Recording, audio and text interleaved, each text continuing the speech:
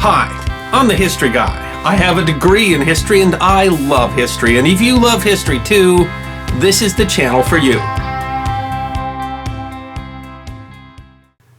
73 years ago, in June of 1944, a battle was raging around the city of Imphal, the capital of the princely state of Manipur on the northeast of British India.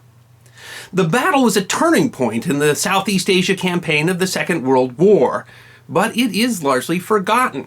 The news in Great Britain and America in June of 1944 was all focused on northern France, and the battle has even been largely forgotten in India, where decades of conflicts over independence have left little energy to remember the time when Indian troops were fighting under the flag of the British Commonwealth.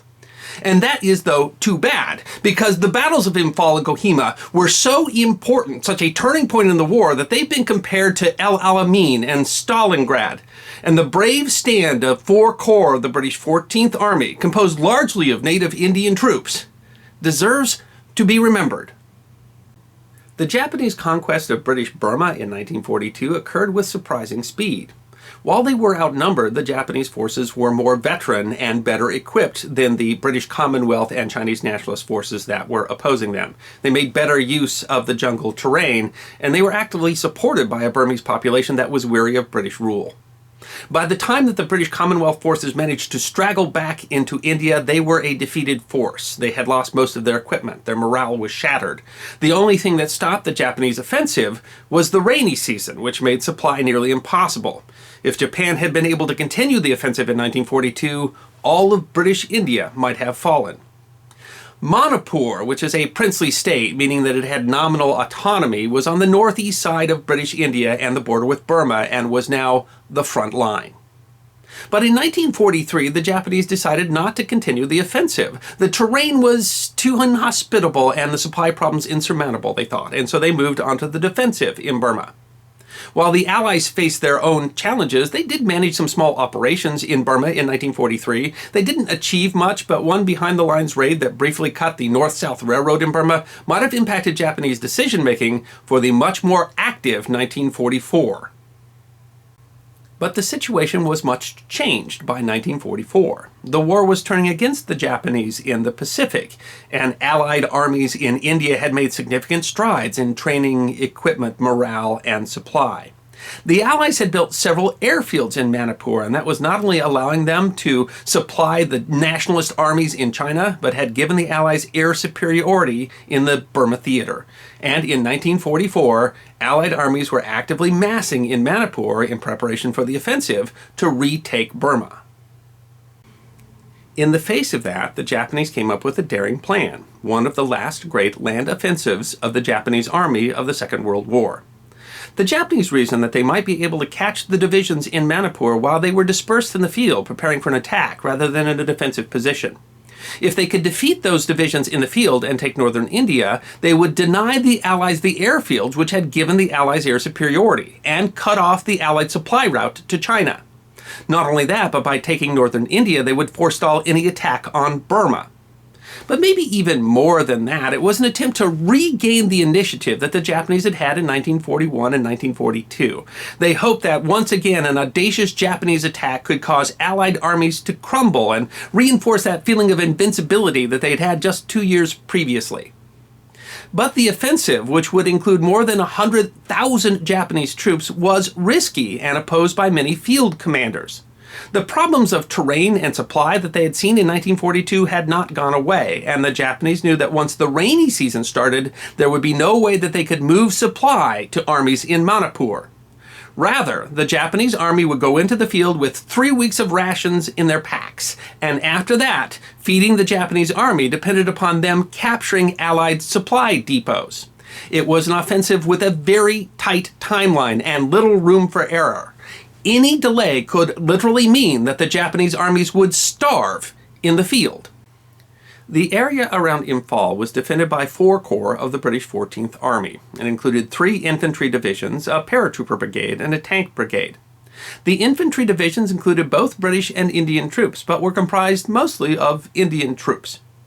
At the beginning of the offensive, they were dispersed in the field, but the Japanese were not able to, as they had hoped, destroy the infantry divisions in the field. They were able to fight their way through and form a defensive perimeter around Imphal. An important part of the Japanese plan was to take the town of Kohima in the Indian state of Nagaland to the north of Manipur. And this would cut off the only road of supply to the defenders of Imphal. But the 50th Indian Parachute Brigade was in the area undergoing advanced jungle training. They occupied a hill outside of Kohima, and the Japanese had to attack. It was a difficult position for the paratroops. They had no access to fresh water, and yet they held out under sustained Japanese attack for more than 6 days before they had to finally withdraw due to the lack of water. It was a brutal fight that cost many casualties for the paratroopers, but their brave stand delayed the Japanese attack, which had little room for error, by more than 6 days. And that gave the Allies time to reinforce the garrison in Kohima and to consolidate their defensive positions around Imphal. But when the paratroopers pulled back, the Japanese were able to isolate the garrisons both in Kohima and Imphal. But the Allies were able to keep the garrisons supplied by airdrop. The Japanese were able to overrun some supply depots, but for the most part, the Allies managed to strip those depots of ammunition and food before they could be overrun. The conditions in the jungle fighting were particularly brutal and left the troops subject to dehydration and tropical disease. And while both sides suffered, the Allies, because they were receiving supplies, suffered much less than the Japanese. The surrounded garrison at Kohima was able to survive nearly constant attacks for weeks in what has been described as the Stalingrad of the East. But as Allied forces were able to come and reinforce that garrison, the Japanese were eventually pushed back, their armies increasingly disabled by lack of supply. Retaking Kohima meant that the Allies could then fight south and break the siege of Imphal. Although the Japanese managed to keep up attacks clear until mid-July, their army was virtually useless at that point. Their troops were literally starving to death for lack of supply. The Japanese casualties in their attempt to invade India were devastating. They lost as many as 55,000 dead. Most of those died due to disease and starvation. And while Allied casualties were high, some 17,000, it was hardly comparable.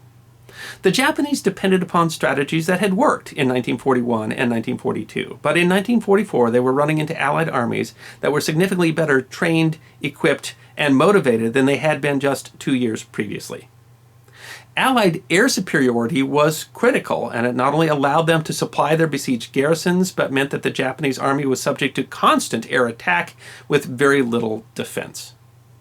The battle secured the critical supply route to China. It ended Japanese initiative in the Burma theater, and it allowed the Allies to concentrate their forces for the offensive that would eventually retake Burma.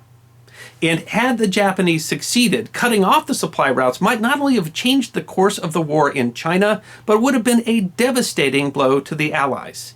In brief, it was a critical battle, a turning point that Lord Mountbatten, the commander of all troops in India, compared to the Battle of Thermopylae. And it was a decisive victory, won largely by Indian troops defending their homeland. And they deserve to be remembered. I'm the History Guy, and I hope you enjoyed this edition of my series, 5 Minutes of History, short snippets of forgotten history, 5 to 10 minutes long. And if you did enjoy, then please go ahead and click that thumbs up button that is there on your left. If you have any questions or comments, or would like to suggest another topic for the History Guy, then put those in the comment section and I will be happy to respond. And if you'd like 5 minutes more of forgotten history, all you need to do is click the subscribe button, which is there on your right.